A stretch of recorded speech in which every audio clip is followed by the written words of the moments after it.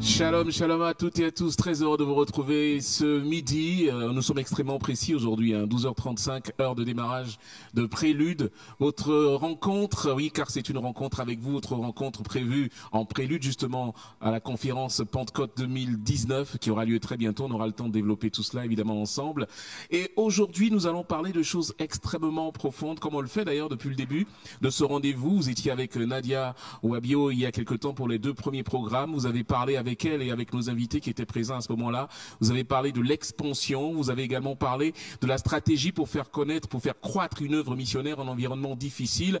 Le thème pour aujourd'hui, c'est femmes et onction. Est-ce de Dieu? Je le disais avant de commencer ce programme avec nos chers invités, c'est un thème assez programmatique, donc on va essayer de rentrer dans le fin fond des choses, mais avec beaucoup de minutie, avec méthode, mais on va pas faire cela sans avoir présenté nos différents invités, nos différents orateurs. D'ailleurs, on va les laisser se présenter eux-mêmes, je pense que ça va être mieux. On va être galant, on va commencer par la seule dame pour l'instant avec nous, on sera rejoint dans quelques instants par une autre servante de Dieu. Shalom. Shalom. Alors, c'est le pasteur Sopi. Pasteur assistant Sopi Noël. Pasteur assistant Sopi Noël. J'ai cru dire que vous étiez à l'académie, c'est cela? Oui. D'accord, donc on est bien servi pour tout ce qui est d'avoir les fondamentaux et les fondements de ce qui va être notre discussion d'aujourd'hui. Et juste à côté de vous, nous avons le pasteur, on va lui tendre le micro. Le pasteur Nieba Florentin, voilà, message de vie. Très heureux d'être avec vous. Merci beaucoup. C'est un plaisir, évidemment. Et Je puis, profite, oui, allez-y, pour saluer aussi tous les internautes, apparemment tous ceux qui nous suivent, que Dieu vous bénisse, que la grâce de Dieu soit pleinement sur votre vie. Amen, amen, amen, amen. Et avec nous, le pasteur Léandre Kessi. de Vase d'honneur Kodesh. Centre Kodesh. Du centre Kodesh. Voilà. Exactement. Bon, qui fêtait son anniversaire il y a quelques jours, donc joyeux anniversaire. J'ai manqué de le dire, donc je me rattrape. Ah ben, merci. Bon, c'est plus puissant pour moi, c'est en direct. Waouh. D'accord. Je suis béni. Amen, amen, amen. Alors, je le disais tantôt, le thème de ce jour, c'est femmes et onction. Est-ce de Dieu? Évidemment, on ne saurait commencer cette discussion, ce débat, sans définir l'onction. Oui, l'onction, c'est quoi? Qu'est-ce que l'onction? On va commencer avec le pasteur Léandre. Pour vous, l'onction, c'est quoi? L'onction, pour moi, l'onction, c'est, j'ai envie de dire, c'est le sceau. Le sceau de Dieu sur la vie d'une personne. L'onction, c'est la puissance avec laquelle se fait aussi le travail du Seigneur. Jésus a dit à ses disciples, vous allez recevoir le Saint-Esprit, une puissance qui va survenir sur vous et vous serez mes témoins. Donc, parlant donc de cette puissance-là, ça désignait l'onction, la force avec laquelle les disciples allaient faire le travail. Dans l'Ancien Testament, par exemple, l'onction était symbolisée par une huile qui était versée sur la tête de ceux qui étaient désignés pour être à la tête du peuple. C'était le cas de Saül. La Bible dit que Samuel a renversé toute la corne d'huile sur la tête de Saül et Saül a été changé à un autre homme. Donc l'onction est cette puissance et cette grâce de Dieu qui est sur la vie d'une personne, qui transforme cette personne à une autre personne. C'est comme un vêtement aussi qui est sur la vie d'une personne et qui, en fait, j'ai envie de dire, le caractérise dans ce qu'il va faire comme métier. Donc ça peut être un vêtement de gendarme, si je peux l'exprimer ainsi, avec des galons qui donnent exactement le grade, le type de secteur dans lequel exerce cette personne. Donc l'onction est un ensemble de choses qui se reposent sur la vie d'une personne. D'accord. Pasteur Sopi, est-ce que vous avez quelque chose à rajouter ou vous avez un regard différent, peut-être une vue différente de ce que c'est que l'onction? Non, pas tout à fait différent. Comme l'a dit Pasteur Léandre, l'onction, pour ajouter, je dirais, c'est comme une marque. Une marque est sur une personne que le Seigneur a mis sur une personne, comme Exode 30:30 le dit. Dieu demandait comme ça à Moïse de oindre Aaron et ses fils. Et ensuite, on va voir dans Actes 2, 17, 18, où la Bible dit que dans les derniers temps, Dieu répandra sur son peuple. L'onction, en fait, et dans l'Ancien Testament, on va dire, c'était, comme je disais, c'est une marque, mais c'est quelque chose de visible, ça se voit. Comme Pasteur Léon disait, c'était une huile, donc une huile qu'on versait sur ces personnes-là, donc ça se voyait. Et il y avait 3 types de personnes qui avaient droit à l'onction. Il y avait les sacrificateurs, il y avait les prophètes, et puis il y avait les rois. Ce qui est important à noter, hein, évidemment. Pasteur Onyeba, l'onction, on s'en rend compte de ce qui a été dit à l'instant. L'onction, c'est une marque, c'est également quelque chose de physique, c'est quelque chose de spirituel aussi. Oui, et spirituel parce que l'onction, onction, c'est-à-dire la racine du mot onction, c'est oindre. Voilà, oindre, qui veut dire c'est-à-dire qui se dit dans le grec cryo. Dans le grec cryo. Voilà, qui veut dire en fait consacré à.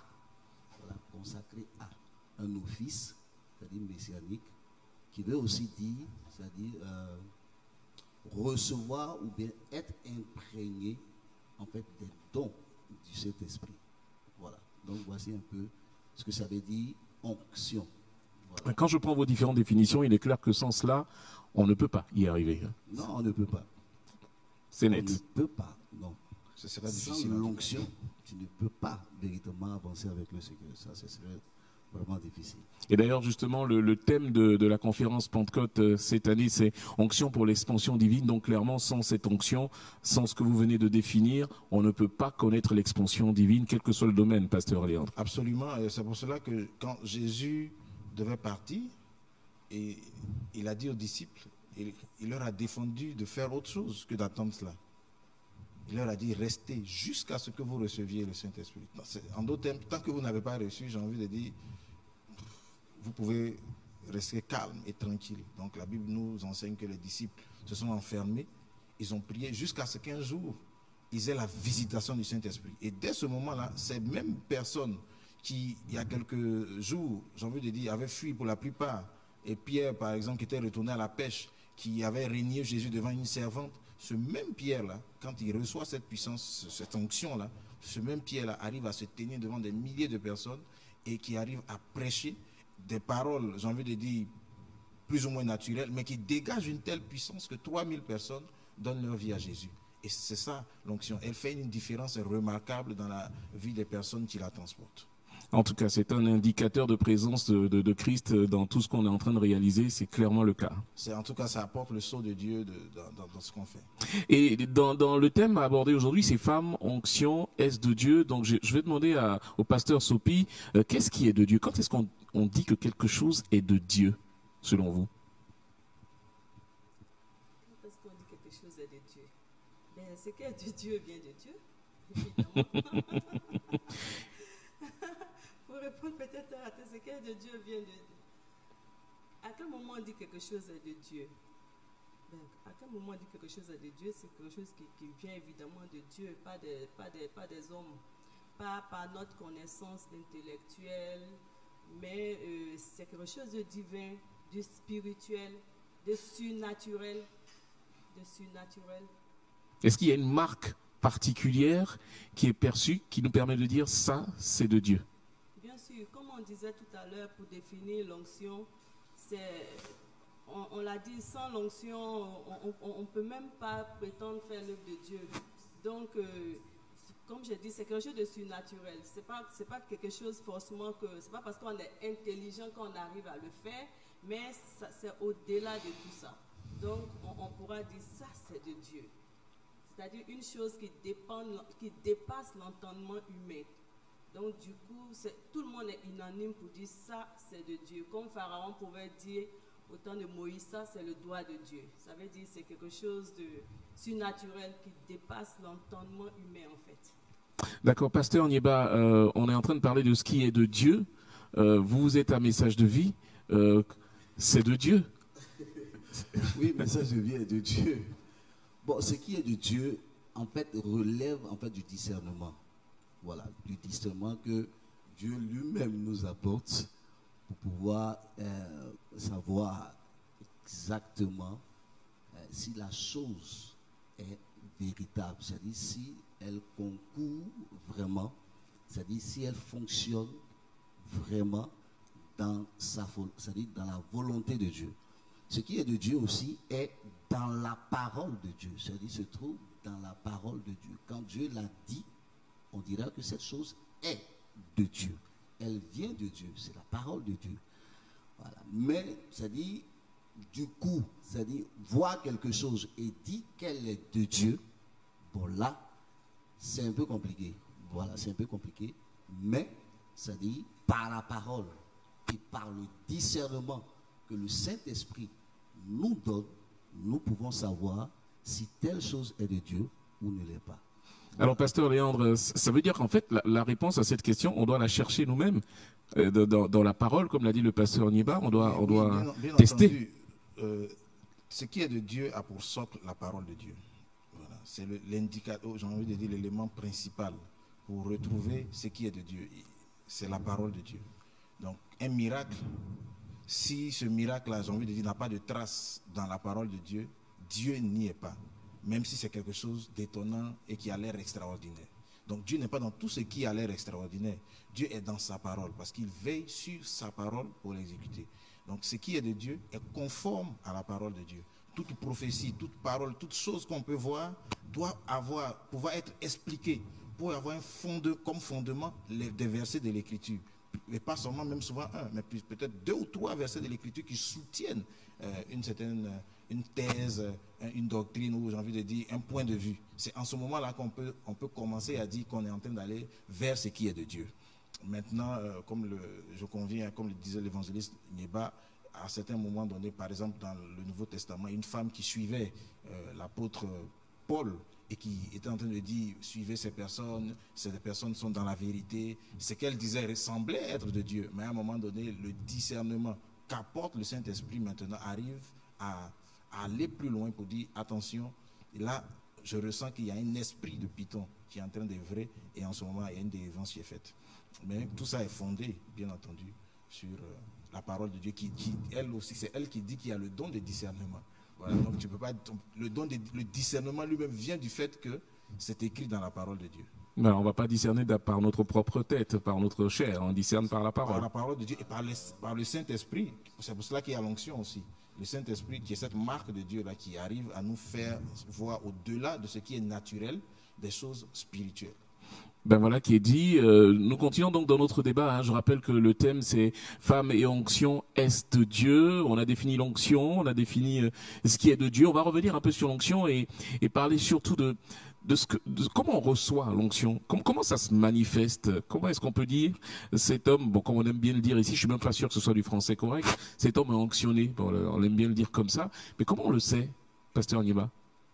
Oui, on reçoit l'onction, c'est-à-dire de Dieu d'abord, mais aussi on reçoit l'onction au travers, c'est-à-dire des pères, c'est-à-dire des personnes que Dieu a établies, des serviteurs de Dieu, qui ont fait leur preuve, c'est-à-dire, je dirais comme ça, hein, sur le terrain, voilà, des personnes que nous connaissons, c'est-à-dire, on reçoit d'eux, c'est-à-dire aussi l'onction. Parce que Paul lui-même, il a dit à son fils, c'est-à-dire Timothée, il dit, ne néglige pas, c'est-à-dire, les dons, bon, je vais parler comme ça, les dons que tu as reçus par imposition de main.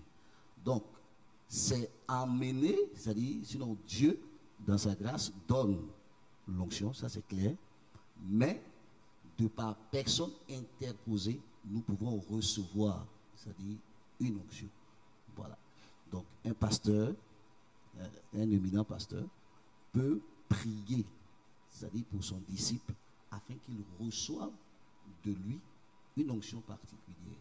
Voilà. Comme j'ai dit c'est-à-dire tantôt, c'est-à-dire l'onction c'est consacré à un office, mais c'est-à-dire, puisque nous sommes dans le cadre, c'est-à-dire du christianisme, on dira un office messianique, avec tous les pouvoirs, c'est-à-dire qui vont avec. Voilà. Donc, c'est-à-dire, quand on consacre une personne, soit on le oint, et on déclare des paroles. Et c'est ces paroles-là, ces bénédictions-là, sur sa vie, c'est-à-dire qui travaille à l'accomplissement en fait, de la tâche à laquelle il est appelé. Voilà un peu. D'accord, c'est bien compris. Pasteur Soupi, est-ce que c'est uniquement au travers un oint de Dieu particulièrement élevé vis-à-vis de nous qu'on peut recevoir l'onction, ou est-ce que Dieu peut de lui-même, de par sa puissance tout seul, par sa propre décision, faire descendre l'onction sur chacun de nous? Généralement, comme on l'a si bien défini, l'onction, comme on disait, c'est une marque qu'on reçoit. Généralement, on reçoit cela d'une personne que Dieu mandate, en fait. Comme je l'ai dit auparavant, lorsque Dieu voulait que Aaron et ses fils soient oints, il a envoyé Moïse pour les oindre. Et même dans la Bible, on voit par exemple, quand on voit dans le livre des Actes, on voit des personnes qui ont été baptisées, mais on a dit l'onction, c'est une capacité qu'on reçoit pour une œuvre que Dieu nous a mise à part pour. Comme je disais, les rois étaient oints pour la royauté, les sacrificateurs étaient oints pour la sacrificature, et les prophètes étaient oints pour parler de la part de Dieu. Et ces personnes étaient ointes par des personnes mandatées pour. Et même dans le Nouveau Testament, on voit même lorsque l'apôtre Paul a été foudroyé sur la route de Damas, mais le Seigneur lui demande d'aller quand même rencontrer quelqu'un d'autre, Ananias, et on voit qu'il a été oint après. Donc ça vient toujours de quelqu'un que Dieu mandate pour nous oindre. Je pense que quelqu'un ne peut pas se lever comme ça de lui-même pour dire moi je suis oint. Oint par qui? Comment? Oint où? Pasteur Léandre. Dieu oint directement. Je pense qu'il y a deux, j'ai envie de dire deux. Il y a la possibilité, puisque Dieu suscite des pères pour une œuvre, pour leur donner une direction donnée. En ce moment-là, quand Dieu veut, par exemple, faire bâtir une œuvre dans une vision, il suscite un père qui va bâtir et il lui donne une onction particulière. Et à partir de là, les fils qui vont travailler dans cette vision-là reçoivent l'onction de ce père. Mais Dieu suscite un père. Il a suscité Moïse directement de lui. Et de Moïse, d'autres personnes ont reçu l'onction. Donc une personne peut recevoir, si Dieu veut faire une œuvre particulière avec une personne, il peut l'appeler à lui déposer l'onction sur sa vie et l'envoyer. Et en ce moment-là, cette personne pourra demain aussi avoir des fils et des filles spirituels sur lesquels l'onction de Dieu qui est sur la vie de cette personne-là sera déposée pour qu'elle puisse exercer selon la pensée, ou j'ai envie de dire selon le fardeau, le type de fardeau que cette personne a reçu du Seigneur. Est-ce que c'est pas de là, je vais peut-être m'adresser au pasteur Nieba, c'est pas de là que peut venir quelquefois le questionnement sur la vérité du ministère d'une personne qui se déclare oint. Voilà, quelqu'un se dit moi je suis oint et Dieu m'a oint pour une œuvre particulière et on a des doutes, on s'inquiète même de son ministère. Est-ce que ça vient pas de ça un peu? Bon, je dirais oui, très souvent, oui. Parce que ça dit, il y a des personnes qu'on ne connaît pas, qui sortent comme ça de nulle part, voilà, et c'est dit s'auto-proclament. Mais ils ne sont pas, je dirais pas, ils sont pas, c'est pas qu'ils sont faux, non, pas qu'ils sont faux. Ils ont, c'est dit reçu, comme j'ai dit tout à l'heure, c'est-à-dire ils ont reçu une onction qui leur permet, c'est-à-dire de travailler à la gloire de Dieu. C'est pourquoi je dis, c'est-à-dire l'onction, c'est consacré à, c'est-à-dire à un office. Donc Dieu consacre une personne pour, c'est-à-dire un but bien donné, pour une vision bien définie. Donc cette personne peut dire, voici, Dieu m'a oint pour quelque chose de particulier. Jésus, même quand il est venu, c'est-à-dire il a lu dans le livre d'Ésaïe, voilà, il a dit qu'il est en fait le oint de Dieu venu pour accomplir, c'est-à-dire une prophétie. Bon, la prophétie, je crois, c'est Ésaïe 60, c'est ça? Ou bien Ésaïe 11, bon, je ne sais plus tout. Voilà. Où il dit, c'est-à-dire ce que vous entendez maintenant, je vais chercher la référence tout à l'heure, hein, ce que vous entendez maintenant s'accomplit, c'est-à-dire s'accomplit. Voilà. Et les gens étaient étonnés. Mais qui est celui-là? On le connaît où? Un charpentier, hein, le fils de Marie qu'on connaît, de Joseph, celui-là dit qu'il est oint? Non, mais quand même, c'est pas lui le Messie. Bon, il y a eu tout, c'est-à-dire cette discussion autour, en fait, de ce que Jésus disait. Donc, c'est-à-dire Dieu oint. Dieu oint. C'est vrai que, c'est-à-dire certaines personnes, c'est-à-dire font, c'est-à-dire d'autres choses avec, mais bon. Voilà. Bon, moi, je pense que vous voulez pas aller tout au bout voilà. Du propos.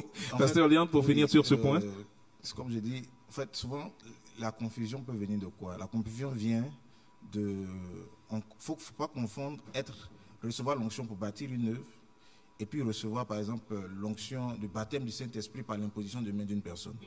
Donc, quelqu'un peut, en étant dans une communauté, recevoir le baptême du Saint-Esprit par l'imposition des mains de son Père spirituel. Et si le Seigneur, j'ai envie de dire, a une œuvre particulière, comme Paul et Silas, et le Seigneur a dit, et Paul et Barnabas, je crois, mettez-moi à part ces personnes-là pour l'œuvre à laquelle je les ai appelés. Donc, à un moment donné, Dieu peut vouloir mettre à part une personne pour l'œuvre à laquelle cette personne a été appelée. Et donc, il dépose une onction particulière sur ces personnes.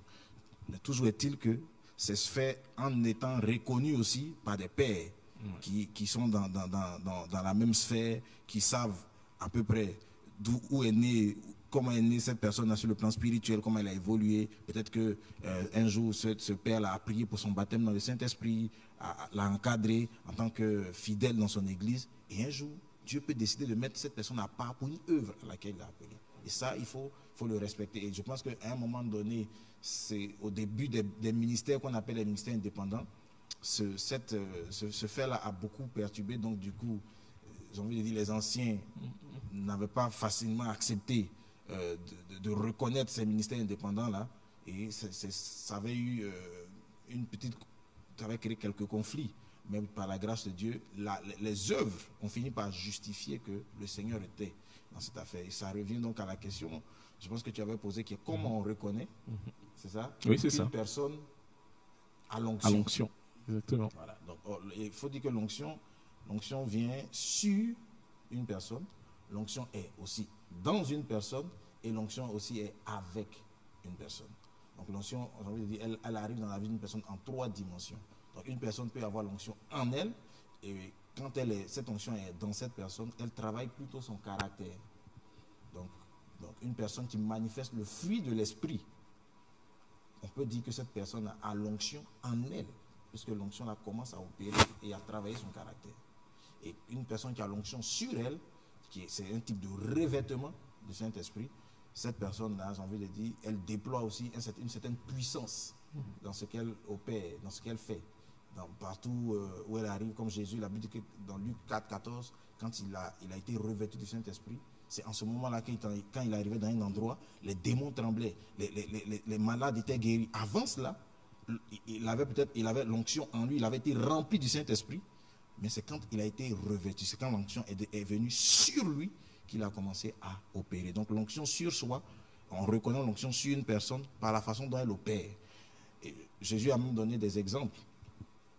Quand Jean-Baptiste s'est inquiété de savoir si c'était lui, loin de Dieu, il dit, allez lui dire, comme il a des doutes, dites-lui que, montrez-lui pourquoi c'est l'onction est là, l'onction à l'œuvre, les aveugles voient, les boiteux marchent, les sourds entendent, l'évangile est prêché aux pauvres, les morts ressuscitent. Donc j'ai envie de dire, quand ces caractéristiques se retrouvent dans le ministère d'une personne, on peut dire que cette personne a reçu l'onction de Dieu. C'est bien noté. Il était important de déblayer un peu le terrain, parce que vous aurez compris que l'onction est le fondement même du thème qui va être abordé à la conférence Pentecôte de cette année, avec, je rappelle le thème, onction pour l'expansion divine. Il fallait déblayer ce terrain pour arriver maintenant à la question du jour, véritablement, femme et onction, est de Dieu. Pasteur Nyeba, pourquoi on se pose cette question? Est-ce que ça vaut la peine de se poser cette question? Femme et onction, est-ce de Dieu? Oui, ça vaut la peine de se poser la question parce que le rôle même de la femme dans la Bible est un peu mitigé, c'est-à-dire que ce soit dans l'Ancien Testament comme dans le Nouveau, c'est-à-dire il y a beaucoup de choses, c'est-à-dire qui montrent, c'est-à-dire des versets bibliques qui montrent que, c'est-à-dire la femme est toujours reléguée au second plan, voilà, cachée quelque part. Même Paul, c'est-à-dire l'apôtre Paul, il a dit qu'il ne voulait pas que la femme, c'est-à-dire puisse parler, c'est-à-dire dans l'église. Voilà. Et ça, c'est vraiment compliqué. Et c'est ce qui justifie voilà. qu'on puisse se poser cette question. Oui, ça, vraiment, il faut aujourd'hui se poser la question, c'est-à-dire de cette chose-là. Voilà. Pasteur Sopi, désolé Pasteur Léon, parce que comme la Pasteur Sopi est juste là et que je n'ai pas encore entendu, elle va défendre les femmes. Enfin, a priori, voilà. Donc, Pasteur Sopi, est-ce que la question a lieu d'être posée? C'est méritoire de poser cette question, ou alors on est vraiment en train de perdre du temps? Ben, c'est vrai que beaucoup de personnes se posent cette question, mais pour moi, je pense qu'elle n'a pas le droit d'être posée, cette question. Parce que, comme je disais tout à l'heure, l'onction est reçue généralement par des pères. Et j'insiste là-dessus, parce que si quelqu'un apparaît de nulle part, il vient te dire, bon, lui, il est appelé, c'est vrai, on peut être appelé, mais après, il faut que des dévanciers attestent vraiment ton appel. Et pourquoi j'insiste là-dessus? Parce que l'apôtre Paul, nous le savons tous, a été, comme on le dit jusqu'à aujourd'hui, a été vraiment l'une des personnes vraiment les plus, qui a vraiment travaillé intensément pour le Seigneur. Et nous le savons bien, le Nouveau Testament a 27 livres. Et sur les 27, l'apôtre Paul en a écrit 13, ce qui n'est pas rien. Il aurait pu, je pense, sur la rue de Damas, rester, être terrassé, et puis après prendre son chemin. Le Seigneur Jésus l'aurait oint, et puis dit, bon, continue, va le... Mais il lui dit, va quand même dans tel endroit. On voit ça dans Acte 9, verset 17. Quelqu'un devait lui imposer les mains pour qu'il reçoive le Saint-Esprit. Comme on le dit dans le Nouveau Testament, la réception du Saint-Esprit, c'est ça l'onction. Donc pour moi, cette question n'a pas lieu d'être posée. Tout simplement pourquoi? Parce que dans Acte 2, 17 à 18, il a dit que dans les derniers temps, je répandrai mon esprit sur toute chair. Vos fils et vos filles prophétiseront, vos vieillards, et le verset 18 dit, sur vos serfs, sur mes. Là, le Seigneur ainsi dit, sur mes serviteurs et sur mes servantes. Donc, j'aime souvent dire, je pense que c'est un vieux débat, et un débat qui n'a pas lieu d'être, c'est les femmes sont appelées aussi. Ce verset dit clairement sur mes serviteurs, sur mes servantes. Pasteur Léandre, bon, je crois qu'on va arrêter l'émission parce que le pasteur Sophie vient de nous dire que le débat n'a pas lieu d'être. Le débat n'a pas lieu d'être. Et je veux revenir sur une des choses qu'a dit l'évangéliste Niba, en prenant l'exemple de ce que Paul a dit par rapport aux femmes dans l'Église. Je pense que souvent, c'est l'un des passages aussi que souvent l'Église n'a pas bien compris. Et ce à quoi Paul faisait allusion, c'était le bavardage des femmes dans l'Église. Le bavardage des femmes. Bavardage. Pasteur Soupila, le bavardage. Voilà. Juste après, vous allez réagir. C'était moins, j'ai envie de dire, de la prédication, puisqu'il dit dans un autre passage que si elles ont des questions à poser, qu'elles attendent à la maison et qu'elles posent ces questions à leur mari. Voilà. Donc je pense que ça devait être dans un contexte particulier où les femmes essayaient de poser des questions pendant les réunions avaient lieu, que ça créait certainement un certain désordre.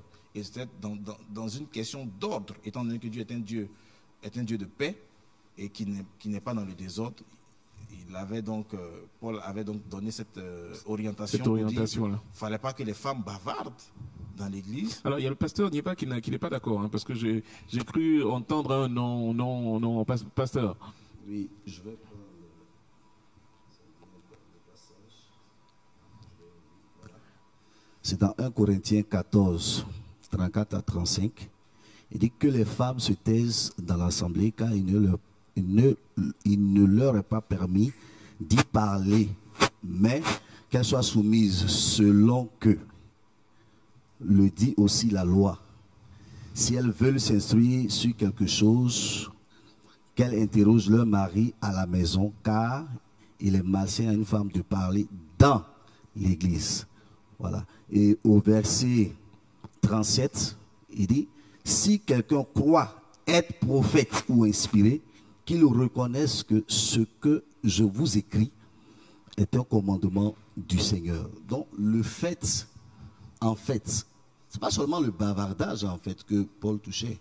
C'est-à-dire il touchait vraiment, c'est-à-dire la parole que prenait en fait la femme dans l'assemblée. Donc il disait ceci pour toucher vraiment l'opinion. Quand il dit si quelqu'un croit qu'il est prophète ou inspiré, ça veut dire quoi?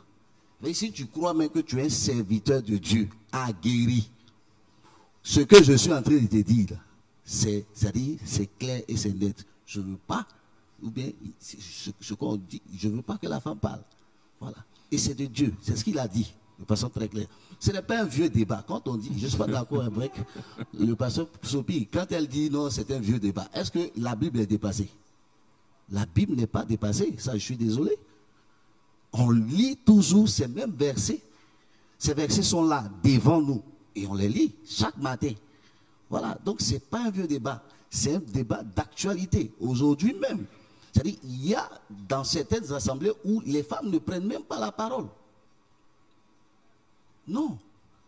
C'est-à-dire, souvent, et même, il y a beaucoup qui, c'est-à-dire, beaucoup de serviteurs de Dieu qui reconnaissent même le ministère de la femme, mais pourtant, ils ne laissent pas la femme s'exprimer. Pourquoi? Parce que quelque part, ils se disent que ce que Paul a dit est la vérité. Parce que qui se réclame de Dieu, forcément, va penser que ce que Paul dit est vrai. C'est ce qui est écrit, c'est ce que vous avez dit. Pasteur Nieba, juste Pasteur Léon, si vous permettez. L'origine du mot bavarder vient de parler, c'est ça? Le thème qui est écrit, si on remonte au Strong, on va voir que c'est bavarder. Il s'agit de bavardage. Donc il ne s'agit pas du fait de venir prêcher, étant donné que Paul lui-même, dans ses écrits, il cite une prophétesse. Il parle de certaines servantes de Dieu. Il parle de femmes apôtres. Donc, si une prophétesse, si une femme est prophétesse, à quel moment elle prophétise? C'est pas à la maison avec son mari. C'est clair que c'est difficile de prophétiser si on ne parle pas. Voilà. Donc, faut le reconnaître. Je vais donner mais si vous permettez, éminent homme de Dieu, si vous permettez, parce que nous ne sommes pas seuls, nous avons été rejoints, si vous permettez, pasteur Nieba, nous avons été rejoints par, on va dire, un renfort de poids pour le pasteur Sopi. Bonjour, évangéliste Shalom. Bonjour. Vous allez vous présenter pour nos chers internautes qui nous regardent en ce moment.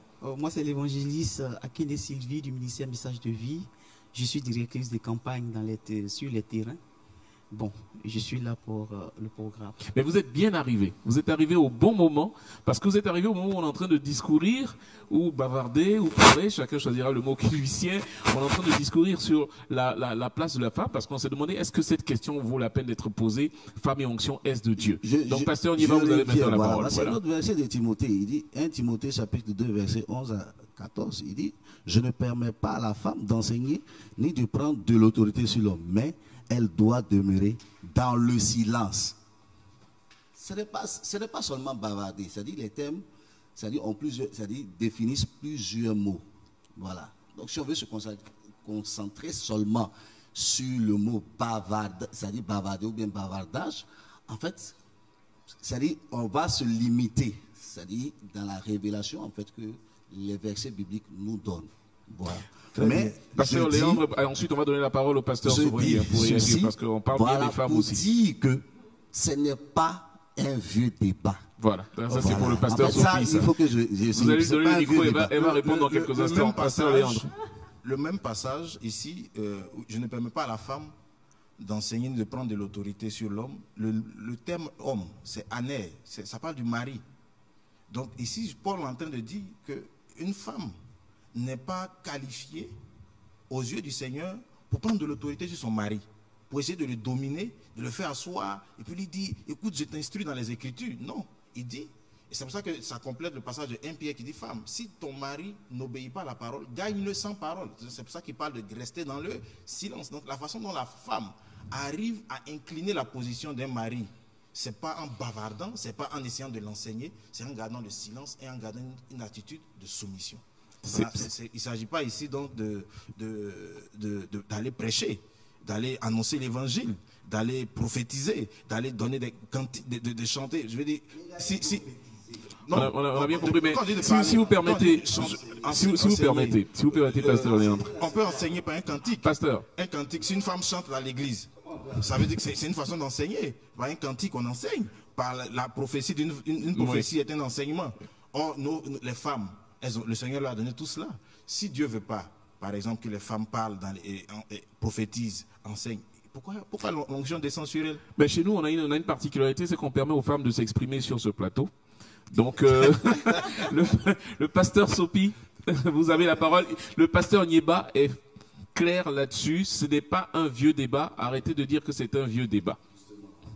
En fait, comme je disais, je pense que c'est un vieux débat. C'est-à-dire, il faut situer les choses dans leur contexte. Lorsque l'apôtre Paul dit dans 1 Corinthiens 14, le verset que Pasteur Niva vient de citer, que les femmes se taisent dans les assemblées car il ne leur est pas permis de parler, il faut déjà situer ce verset-là dans son contexte. Je pense que la Bible, quand on prend la Bible de Genèse à Apocalypse, ça fait plus de 31 000 versets. Je pense qu'on ne peut pas sortir un ou deux versets et puis depuis des années, je ne sais pas, on est là-dessus pour dire non, il n'est pas permis à la femme de ceci, de cela. Il faut comprendre de quoi il s'agit.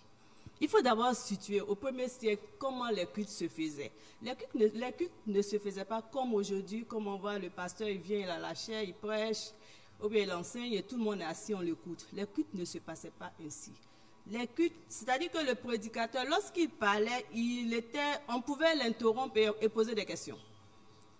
Un peu comme lorsque on voit le Seigneur Jésus, lorsqu'il parle, quelqu'un peut l'interrompre pour dire « Ah, tu as dit ceci, mais c'était pareil les cultes. » Pendant les cultes, on pouvait interrompre le prédicateur et lui poser des questions sur ce qu'on ne comprenait pas. Ce qui s'est passé dans l'église de Corinthe, il est arrivé, ces femmes-là, d'abord, elles n'étaient pas très... Parce que Non, très, vous voulez... Dites le mot. Non, elles n'étaient pas... Bon, d'abord, il faut savoir qu'au 1er siècle, les femmes elles n'étaient pas instruites. Okay. Donc, il y a beaucoup de choses qu'elles ne savaient pas. Mais en fait, quand elles voulaient poser des questions, ce n'était même pas dans l'optique de comprendre. C'était juste pour se faire voir. Parce qu'il faut savoir que Corinthe était une ville prospère, un peu comme Abidjan. Et les femmes, c'est pour ça même l'apôtre Paul va insister pour dire, ne vous parez pas d'or, de vêtements somptueux, de tresses. Il faut d'abord comprendre ces choses-là. Qu'est-ce qu'il en est? Elles venaient juste pour se faire voir. Donc, quand elles étaient là, et que le prédicateur pouvait commencer à parler d'un thème, elle pouvait lever les mains, elle se lève, et elle parle d'autres choses qui n'avaient rien à voir avec ce que le prédicateur disait. Donc l'apôtre Paul a été instruit de ces choses-là. Voilà pourquoi il va écrire à cette église pour dire dorénavant que les femmes, qu'elles se taisent dans les assemblées. Si elles veulent savoir des choses, qu'elles demandent à leur mari à la maison. Parce qu'elles troublaient le culte. Comme disait pasteur Léon, ça n'avait rien à voir le fait qu'elle prêche ou elle ne prêche pas. Et l'autre passage que pasteur Débat a sorti de Timothée, le fameux passage. On demande à la femme de se taire. Timothée 2, verset 11 jusqu'à 15. Mais remontons un peu plus. Lisons le verset 9, verset 10. L'apôtre Paul dit qu'il y a des femmes qui ont fait profession de servir Dieu. Quand on dit que quelqu'un a fait profession de servir Dieu, ça signifie quoi? Qu'est-ce que cela signifie? Et comme pasteur Léon l'a si bien, la personne qu'elle ne doit pas enseigner, c'est son mari. Si l'onction vient sur elle, elle peut enseigner. C'est pour cela que je dis que c'est un vieux débat. Parce qu'on en parle, mais on ne situe pas de quoi il s'agit exactement. On ne situe pas. Comme l'apôtre Paul même avait des collaboratrices. Quand on voit dans Romains 16, l'apôtre Paul dit que Phobé, elle était diaconesse. Donc, l'apôtre Paul n'est pas contre le fait que les femmes doivent servir. N'est pas contre le fait de ça. Voilà. Si vous permettez, avant que le pasteur Nieba ne réagisse, on va quand même donner la parole à notre nouvelle arrivante évangéliste. Donc, vous tombez, je le disais, au bon moment. Votre avis sur cette question, elle vaut la peine d'être posée. Vous êtes d'accord d'emblée avec le pasteur je vais dans le même sens qu'elle, parce que nous avons un Dieu qui n'est pas un Dieu stagnant. C'est un Dieu en mouvement, qu'on appelle le Dieu d'Abba. Le Dieu qui est en mouvement. Et on a vu beaucoup de dispensations. Dieu qui travaille par rapport à la situation, par rapport à la période, par rapport aux circonstances, qui donne des règles, qui donne des principes, et qui veut que les gens marchent dans ces principes. Arrivé à un temps donné, il change les règles. On voit la souveraineté de Dieu dans tout ce qui se passe dans le mouvement. Aujourd'hui, nous sommes en train de parler, est-ce que la femme doit prendre la parole? Est-ce que la femme... Je donne une anecdote. Nous étions partis à un programme du tout 931. Non, c'était un programme du message de vie. Et c'était dans un village qu'on appelle le village Silakoro. Et j'ai pris la parole. En ce moment, j'étais parti avec le pasteur Ngeba. Et dès que j'ai pris la parole, tous les pasteurs qui étaient là, qui n'acceptaient pas que la femme prenne la parole, se sont opposés. Et au moment même où je parlais, ils m'ont pris le micro. pour dire non, la femme ne parle pas. Mais quand je vais tous les choses dans le Genèse, dans le livre de Genèse, la Bible dit que la femme est une aide. Ça veut dire que Dieu a donné une onction particulière à la femme dans l'aide. Bon, si la femme fait silence, qu'elle ne parle pas, qu'elle ne dit rien, qu'est-ce que ça devient? C'est la question que je pose. Ben, la question va être posée au pasteur Nieba. Voilà, Parce que c'est lui. Mais quoi que je vais peut-être préciser que le pasteur Nieba n'est pas en train de dire qu'il n'est pas d'accord. Il est juste en train de dire que ce n'est pas un vieux débat. Justement, en fait, c'est ce que je suis en train de dire. Voilà. Je dis que ce n'est pas un vieux débat. Parce que la Bible, là, elle est encore d'actualité. Et ce sont les mêmes paroles. Ça n'a pas changé. On n'a pas changé, on n'a pas enlevé les Écritures. On n'a pas enlevé ça. On n'a pas effacé pour écrire notre Bible. C'est ce qui est écrit là. C'est ce qu'on lit à chaque fois. Et Dieu renouvelle notre intelligence pour pouvoir mieux comprendre.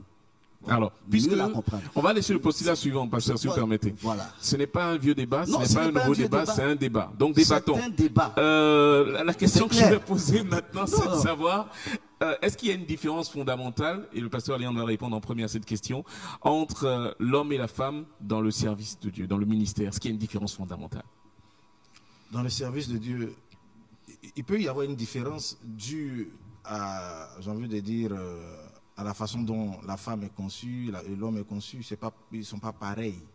Voilà. Ils ne sont pas pareils. Donc, dans la façon de rendre service, dans la façon de vrai, il y a une différence qui va s'opérer. L'homme a une façon de voir la vie et la femme a une façon d'appréhender les choses. Il y a quelqu'un qui a dit les hommes viennent de Mars et les femmes viennent de Vénus, pour expliquer que l'homme et la femme ne sont pas de la même planète. Voilà, donc ces différences intrinsèques liées à l'homme et à la femme apparaissent aussi dans la façon de servir. C'est pour cela que Paul dit qu'il faut que la femme devienne mère, c'est-à-dire elle arrive à un niveau de maturité pour pouvoir prétendre, pour faciliter l'exercice de son ministère. Parce que quand la femme n'est pas régénérée et que une femme leader, j'ai envie de dire, est encore conduite par ses émotions, parce que l'un des dangers, ou j'ai envie de dire, le problème majeur des femmes, c'est la gestion de l'émotion. Parce que la femme est beaucoup émotionnelle. Et souvent, j'ai envie de dire, c'est ce qui complique la tâche de nos sœurs, de nos épouses dans l'exercice du ministère. Sinon, elles ont l'onction. Elles ont les dons spirituels sont sur elles. Elles manifestent, elles opèrent dans les mêmes dons. Dans l'Ancien Testament déjà, on a l'exemple de Déborah qui était prophétesse, qui a été juge pendant 40 ans. Elle avait le pouvoir en Israël. Pendant ces 40 ans de règne, il y avait la paix au pays. Voilà, c'était une femme. Le pasteur Sopi, vous êtes trop émotionnel? C'est ce que le pasteur Léon vient de dire, que les femmes sont émotionnelles dans le service, dans l'œuvre. Galates 5, 22, que la maîtrise de soi, c'est un fruit de l'esprit. Donc, une femme remplie du Saint-Esprit peut se maîtriser. Je pense que les femmes qui marchent trop par émotion, elles sont soit des bébés spirituels ou elles n'ont pas atteint la maturité spirituelle, en fait. Donc, quand on devient une femme spirituelle, on a quand même la capacité, parce que le Saint-Esprit nous l'a donné, la maîtrise de soi, de se maîtriser. Et en fait, quand j'ai dit c'était, pour revenir un peu à la question posée, un vieux débat, je ne suis pas en train de dire que la Bible elle est vieille, pas du tout. La Bible, elle est d'actualité. Mais ce que je voudrais dire, ce verset, et quand on continue, dit que je voudrais que, pourquoi je dis ça des fois, il dit, je voudrais que les femmes restent dans le silence. Moi, j'ai dit, ok, que les femmes restent dans le silence dans nos assemblées. Ok. Ceux qui prônent cela, les communautés, heureusement qu'à base d'honneur, les femmes servent, les femmes... Mais les communautés qui prônent que la femme doit rester en silence dans l'assemblée, dans l'église, j'ai dit ok, mais allons jusqu'au bout. Pourquoi est-ce que dans ces communautés, il y a des chantes femmes? Pourquoi est-ce que des femmes chantent? Pourquoi est-ce que des femmes elles font... Hey, quand on les chante, on chante ou on ne chante pas? On ouvre la bouche. Une femme qui est dans le groupe musical dans une communauté, elle n'est pas en silence. Et je sais que quand quand le chanteur ou la chanteuse prend le micro, elle exhorte quand même le peuple à se lever. Elle peut même citer un verset biblique. Là, du coup, elle n'est plus dans le silence. Moi, je dis, ces communautés qui insistent que la femme doit rester dans le silence, je voudrais qu'elles aillent jusqu'au bout. Qu'aucune femme ne serve à aucun niveau dans l'église. Là, on dira, ok, ils ont mis ce verset-là en pratique. Sinon, autrement, c'est franchement de l'hypocrisie pour moi. Il faut aller jusqu'au bout. Jusqu'au bout de la logique, selon vous, en tout cas. Donc, si elle doit rester silencieuse, qu'elle reste silencieuse tout le temps. Tout le temps. Et qu'elle ne serve même pas. Parce qu'un portier qui ne dit pas bonjour, ça fait bizarre. Un portier qui ne dit pas bonjour, un portier qui ne veut pas dire assieds-toi là. C'est clair que ça fait bizarre. Une chorale où il y a des femmes, mais elles ne parlent pas, elles sont silencieuses. Ça s'appelle des statues. On appelle ça. C'est décoratif, c'est ça. C'est pour ça que je n'ai pas levé. Parce qu'on a vite fait de cantonner la femme, comme dans toutes les traditions d'ailleurs.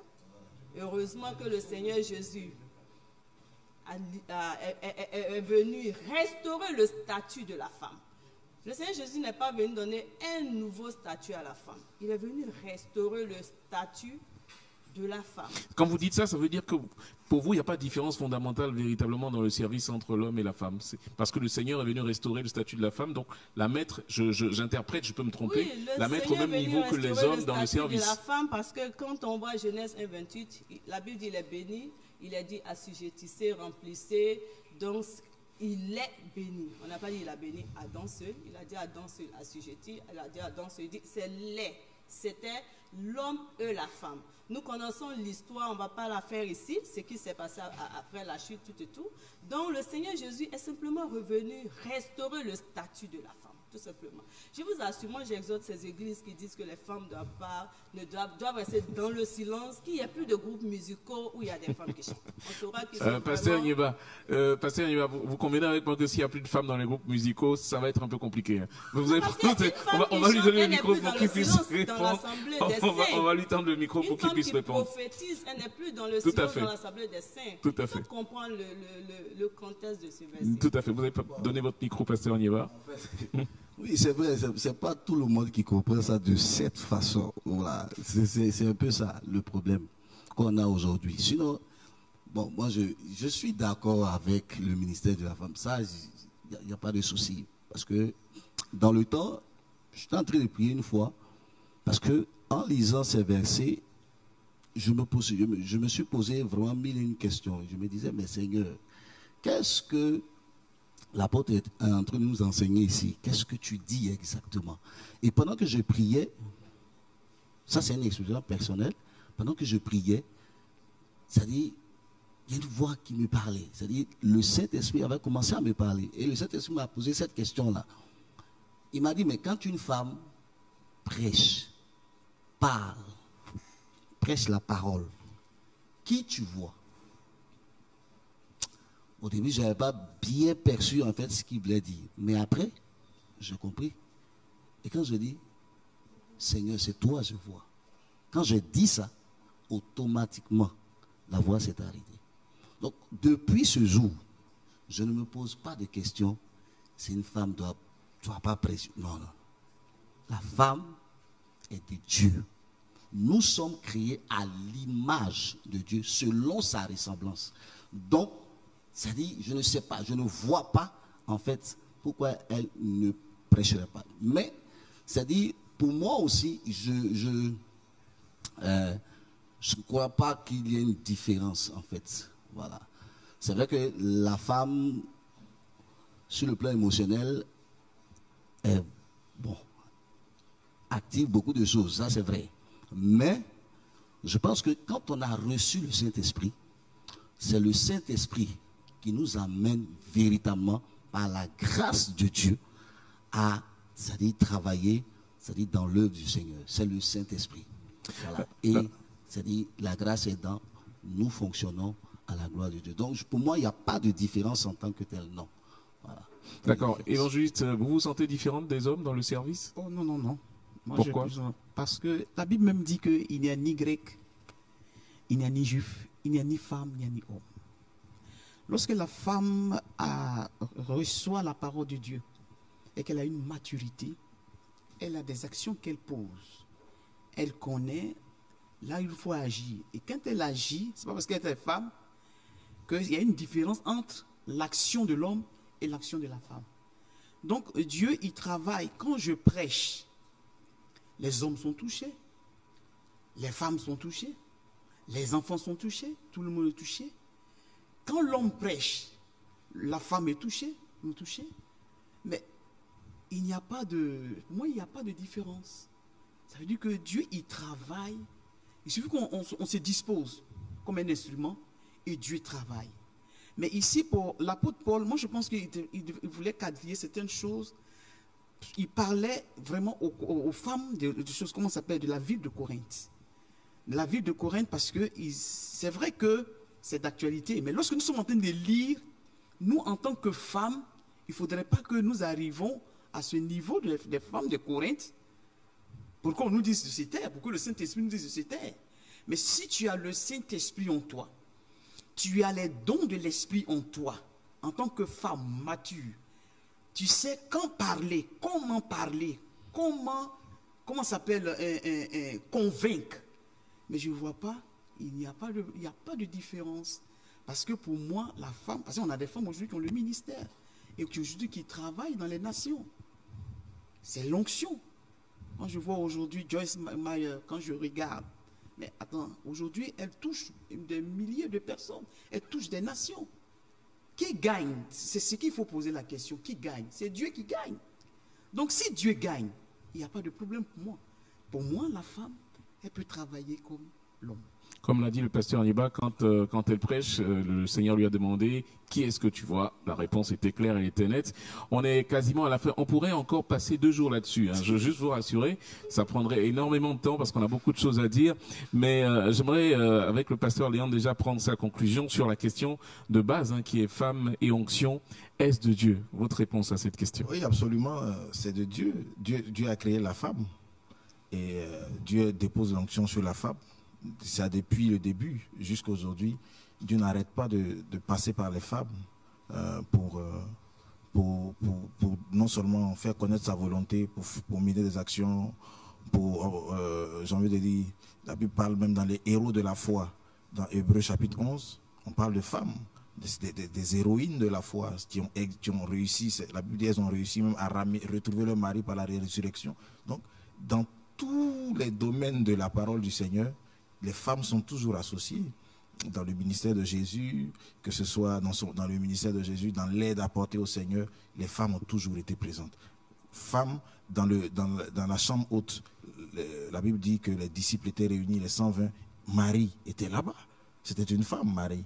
Donc l'onction de Dieu est descendue aussi sur elle, avec les autres femmes qui étaient présentes à ce moment-là. Donc les femmes, il n'y a aucune excuse pour dire que les femmes, l'onction de Dieu descend sur toute chair, homme comme femme. Donc l'onction divine dans la vie d'une femme, oui, c'est de Dieu. Dieu est d'accord avec ça. Dieu apprécie cela. Et Dieu veut certainement même encore remplir davantage les femmes. Et je pense que cette conférence connexion qui arrive est aussi pour les femmes. Parce que j'ai envie de dire, Dieu veut se servir d'elles. Dieu veut les utiliser. Dieu veut leur montrer qu'il y a eu un temps où la société n'a pas bien compris le message du Seigneur à l'endroit des femmes. Mais le temps de l'expansion de la femme est arrivé. Le temps où la femme va se déployer. Le temps où des femmes vont bâtir des méga-churches à travers le monde est arrivé. Alors, si une femme a cette soif-là dans son cœur, je voudrais lui dire, il faut qu'elle ne manque sous aucun prétexte Pentecôte Connexion 2019. Que Dieu vous bénisse. Voilà, il a fait mon boulot. Pasteur Sopi, évidemment, c'est de Dieu. J'ai même envie de vous demander de passer un message aux communautés que vous avez adressé tout à l'heure. C'est peut-être le moment de les regarder droit dans la caméra et leur dire ce que vous pensez sincèrement de la place de la femme, parce que pour vous, évidemment, c'est de Dieu. Évidemment, c'est de Dieu. Et moi, je pense que le passage que je vais laisser à tout le monde, c'est Acte 2, 17 à 18, qui dit « Dans les derniers jours, dit Dieu, je répandrai de mon esprit sur toute chair. Vos fils et vos filles, donc des filles, levez-vous, prophétiseront vos jeunes gens et vos vieillards et vos... » Le verset 18 surtout qui dit « Oui, sur mes serviteurs et sur mes servantes. Dans ces jours-là, je répandrai de mon esprit et ils prophétiseront. » Reprendre son esprit, comme on l'a dit à l'entame de cette mission, c'est être oint. Donc, mes sœurs, vous êtes ointes. pour le Seigneur. Comme disait Pasteur Léon tout à l'heure, Pentecôte, c'est encore une plateforme pour nous équiper davantage pour l'œuvre de Dieu. Ne laissons pas toutes ces personnes qui disent que non, la femme ne doit pas prêcher, la femme ne doit pas enseigner, la femme ne doit pas être dans l'œuvre. C'est une façon de priver la moitié de l'humanité à l'avancement de l'œuvre de Dieu. La Bible dit que la moisson est grande, mais les ouvriers sont peu nombreux. Lèvons-nous, mes soeurs, mes filles, lèvons-nous. Si tu sens l'appel de Dieu, accepte, lève-toi surtout. Et c'est le Seigneur. C'est le Seigneur. Toutes ces choses, comme je disais, vraiment ces versets-là, il faut comprendre de quoi l'apôtre Paul parlait. Comme l'animateur a dit, le verset dit de rester dans le silence. Moi, je dis tout le temps, franchement, que ces communautés qui veulent que les femmes restent dans le silence, que ce soit toute la gente féminine.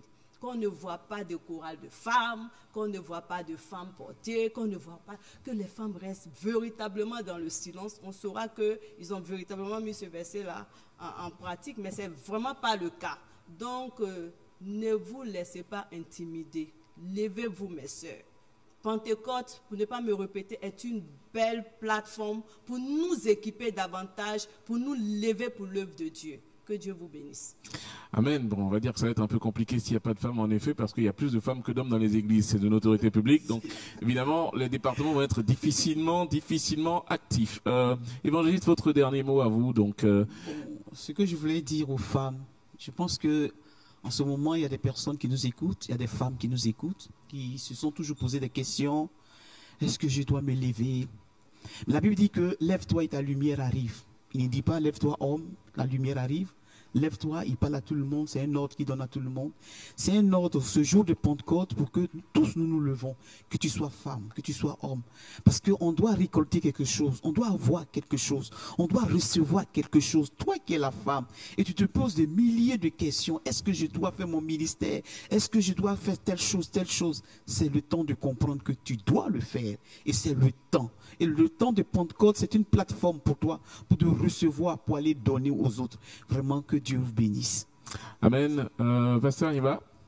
Oui, je veux vraiment terminer, c'est-à-dire vraiment comme tous mes prédécesseurs, vraiment dire à la femme, lève-toi. C'est-à-dire, l'onction n'appartient pas seulement à l'homme, l'onction t'appartient aussi. Voilà, parce que, comme je l'ai dit, c'est-à-dire, c'est consacré. Voilà. Donc, Dieu te consacre aussi. Voilà. Dieu te connaît, c'est-à-dire quel que soit, c'est-à-dire où tu es, qui tu es, Dieu te connaît. Et Dieu est celui qui fait ton histoire. Voilà. C'est Dieu qui fait ton histoire. Donc, ne te mets pas en marge, en fait, de ce que le Seigneur est en train de préparer. Parce que Dieu prépare une armée pour glorifier son nom. Voilà.